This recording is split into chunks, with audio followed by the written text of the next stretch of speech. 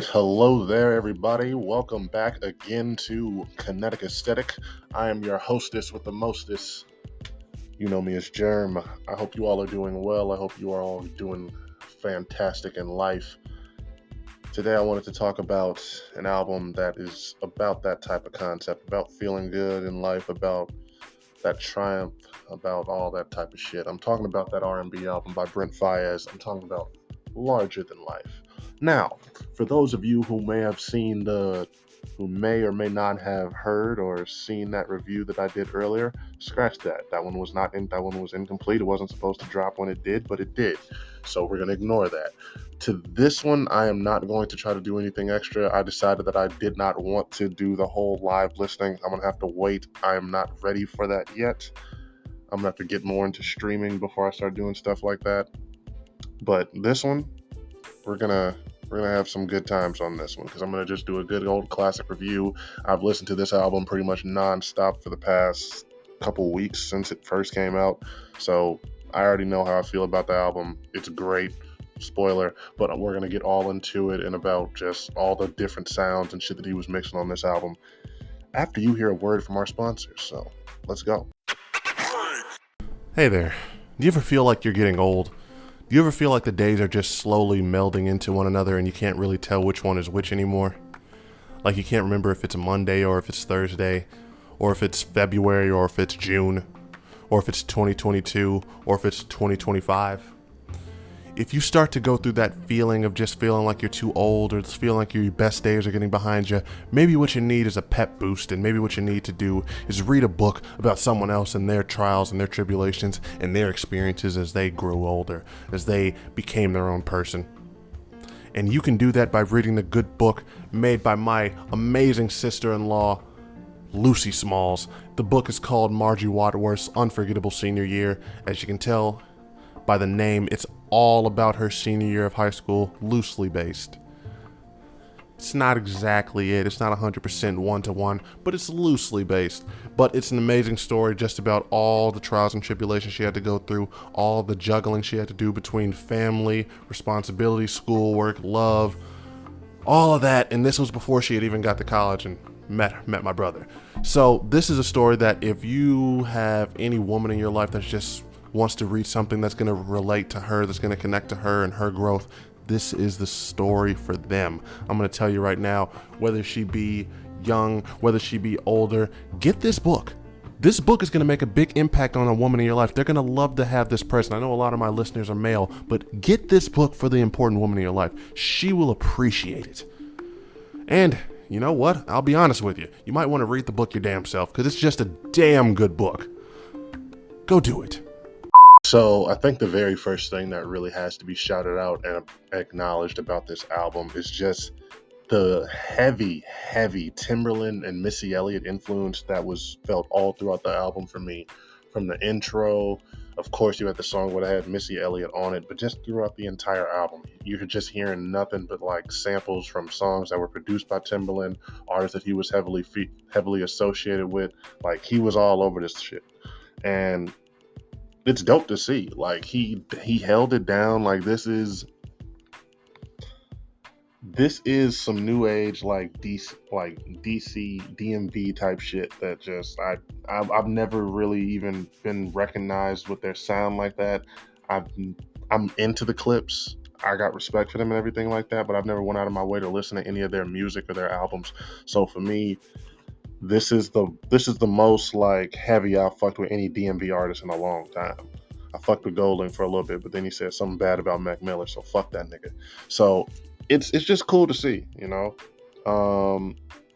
It starts off really well. Like I'll be honest with you, I did not like this intro at first, and it's still probably my least favorite intro on a track by him, but even then it's still really good. You've got Last One Left. Of course, that's the Missy Elliott feature. Amazing song right there. At first, I was of the opinion that this album didn't get really good until like the midway point, and just like it's a short album. Like it's 14 songs, but about 3 or 4 of those are skits. And then, if I'm not mistaken, I really feel like there's skits. Yeah, there's one skit. 2 skits. Then you got the intro and shit like that. Yeah, this is a short ass album. It's only 36 minutes and 20 seconds. You're not taking too much time out of your day to listen to this. But you've got Forever Yours. I really thought that it didn't get good into the midway point. At first, I thought it was Outside All Night with A$AP Rocky. That's a great song, by the way. A$AP Rocky does great. I don't know about the girl on there. It's not that she did bad on this song. It's just that her voice just sounds a little bit, and my thoughts are gonna be all over the place. I don't really care to talk about it. I've listened to this album so much. I don't really necessarily feel the need to talk about it from like on a linear point of view. You can just everything's good. For being perfectly honest with you. Best Time, a good song. Flea is on here, although I wish he would have had him on a song instead of just a skit. But really, once you get to Wherever I Go, you really just actually Moment of Your Life, because Moment of Your Life is a great fucking song. It's spoiler alert on this one. I'm pretty much gonna have to say I would have to give it a 9 out of 10. This is a 9 out of 10 album for me. This is something I'm gonna have on repeat, if not for the rest of this year and beyond, until next summer. But shit, it's gonna have to take something else that's gonna take away. That's gonna get this it's gonna have to be a special R&B album. That's gonna have to knock this out of my playlist. This is my go-to right now for when I want to be in that type of mood. Top 3 songs on there.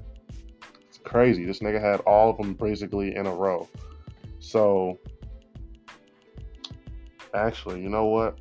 This is gonna be crazy. I know somebody who might disagree with me on this, but I'm gonna say Upset on this side, and then Where You At. There's a song in there that's good with Belong to You with Babyface Ray, but that's just not, that one just don't hit for me. I don't want to be hit. That's like the last song I always want to hear if I have to hear all these songs in a row. But there's really not much else to say. There's not anything I want to really shit on. There's nothing that really irked me about the album. The longer this album has sat with me, the more I've liked it. I wish I could say more about Brent Faiyaz, but he is just one of those mysterious ass niggas who he doesn't make a lot of noise outside of making music, doing his thing, chilling. Apparently he's he's one of those, he's an R&B ass nigga, I'll say that. But he hasn't even, I can't say that anything is deviant. So it's not like he's really weird. He's just one of those R&B niggas. So he's cool with me. He comes in, does his thing, makes his music, then goes about his day. And I really just feel like that's the type of R&B artist that we need right now. I wish he would get a little bit more credit, a little bit more attention, but I think he's doing good for where he's at right now. And you know what? I can't really think of too many other men in R&B right now aside from him. Maybe Steve Lacy. Actually, Steve Lacy is R&B. And Frank Ocean. So R&B is still in good hands. Music is always good. You just got to know how to go out there and look for who to listen to and shit like that. But that's really all I have to say about this album. Like I said, 9 out of 10. If you haven't listened to it yet, go and do that. And have a beautiful rest of your day. Drink water. And make sure you check underneath your bed tonight, motherfucker.